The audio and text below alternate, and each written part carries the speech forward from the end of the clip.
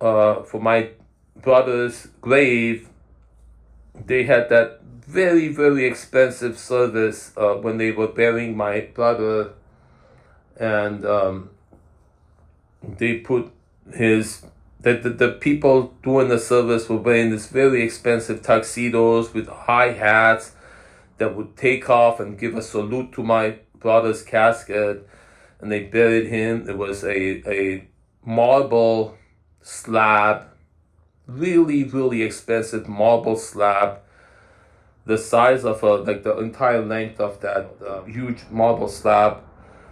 And then that she wanted to have that exhumed the body in England and put on a jet, the service, and flown all the way from London, England, the Gunsbury place where it was buried, and then put on a jet and transported all the way to a cemetery here nearby and buried here, so she would be near.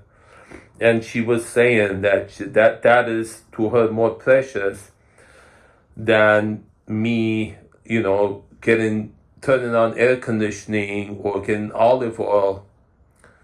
And she has communicated that after my brother died, she didn't want us to be a family anymore without him. That's a real statement, and that's the real true cause behind the sorrow she's caused me. It is emotional. It is also the very core. I have the video when she talks about that. That is her son, my brother Vanik, dying. That is the core wound, major component of it, what happened. And I have the video of her talking about that, what was happening at the time. That's when, not long after that, that's when the sexual violation started, because she didn't want us to be a family anymore. She did tell me she wished. So that was when I was 12, and I was in that private Catholic school in England, and it was hitting puberty, and then kids at school were bringing pornographic magazines. And then so I actually remember clearly the first time I jerked off. And then at that time it was me, we were in that apartment. We call that a flat. So it's 22 Minister Court. It was an address in North Ealing, London, England, on the 5th floor or something. It was a little 1-bedroom dwelling, and both my mom and my sister were in that 1 bedroom. And so sexual things would happen. We would often be sleeping in the same bed, like me and my mom, and my sister was there in the same room. Okay, a number of things. Like I told you, one thing, so I got a rash, and that rash was often a great concern, so that she would want to look at the rash between the side of my legs next to my balls. So she would often ask to look at that. And then my conversations with my sister, when I was saying, why did you and mom enter that morning? Both of you came in. And then I have that text conversation before she passed, that she was saying, look, we needed to look at it to make sure, to evaluate whether you need to see a doctor for it, because, doctors are expensive, and we didn't want to take you to a doctor if it didn't need. And so like Alice, in England, it was like universal health care. Any doctor you would go and see, and then it would, without paperwork, like you would just go into a doctor's office and you would be seen within a matter of minutes without any, insurance or thing. That's universal healthcare in England. And she acknowledged, Zeke, you're right, So they came in, both of them together, and woke me up, and she pulled down my underpants as I'm in bed, and I had an erection that made her so excited. I got mad at her, and I got a thing of water, and I splashed it in her face. It was upset. It got me upset that she woke me up, and then she pulled down my underpants, and I had a woody because at morning wood because I was 12. And both of them, they came in, both of them together, and they violated me in that way. That's just one single incident. But they were, and then there were other incidents, and she was there every morning. So I was 12, and she's like 3 years older than me. So she was like 15, and she was having her own, like her first boyfriend, Vazgen, and they would be doing sexual things. And a lot of stuff like that was going on. And then my mom was grieving, so she was crazy, and she says that as, like that, did that because I was grieving. And just last night she did that thing that she's always done.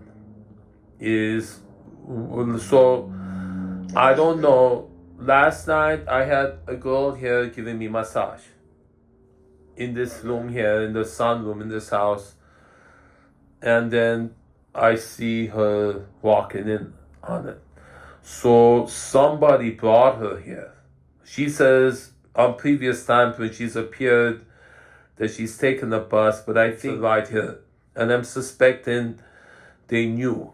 Like while she's giving me massage, and mom does do that a lot. Is to this day, like when I'm in the bedroom there, she tries to come in and look at me while I'm asleep. Or if it's at night and the lights are on inside, she finds an excuse to go out and watch me from outside because I can't see her in the dark because she's outside. Or if it's during day, so she'll keep me waiting outside, not open the door. When I go to the window, I see she's staring at me from inside, but it's dark. So there's all these tricks that she does. She wants to look at me in a creepy way.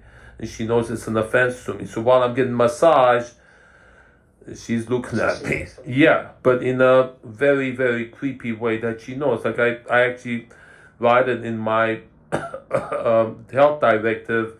I don't want my mom visiting me in the hospital if something happens to me and I'm unconscious. Because that's sensitive to that, because she would always be there.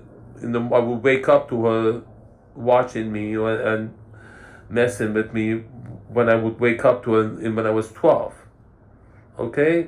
Like, look, she would come and sit on me. And that is a fetish I have, to have women sit on me. And I've been told, the reason, Zeke, you want 2 women, because that's what it's been. A lot of my life, was living with my mom and my sister. In England, I'm in bed, and she comes, sits on top of me with on her knees with one leg on each side, which is the way I like. I ask women to, okay? So imagine 12-year-old having that as his first sexual experience when he reaches puberty. There was instance when she actually sat on my head, and I asked women to do that to me. Okay? Yeah, I've been told that. You're a kid in a man's body. Yeah, I've been told that. I'm that kid that was violated. Still, this is me. You're talking to him. It's that kid still. Yeah, I have footage of it. My dad was filming with his 8mm camera. It's there. I'll send it to you. It's the public video. They're treating me like a rag doll. My mom and me, 1968, when I was born. You can see in that video I'm barely months old, and they're playing with me like a rag doll. Which is how I like women to treat me. I want 2 women to treat me like a sex slave.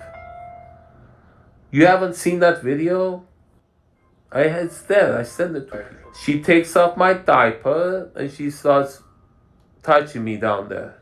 the front and the back. It's there. And you see how I've shown it to my therapist. She puts me on her head, she puts me on my sister's head. And the therapist has said, I'm surprised you don't puke because the way you've been handled like a rag doll.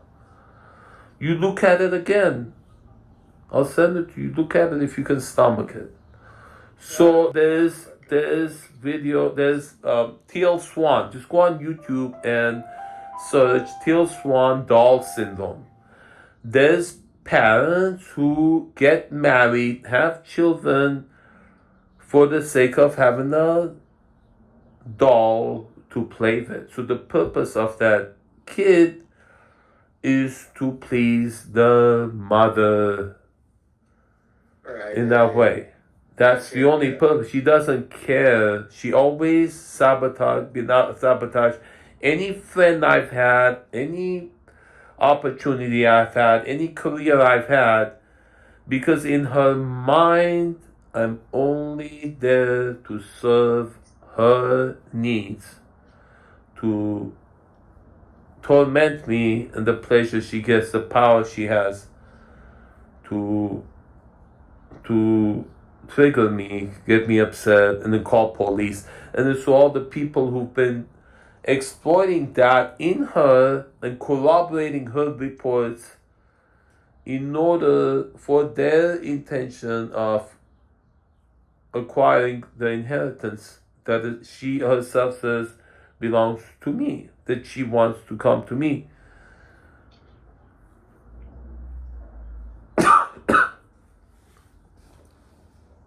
I'm speaking you the truth.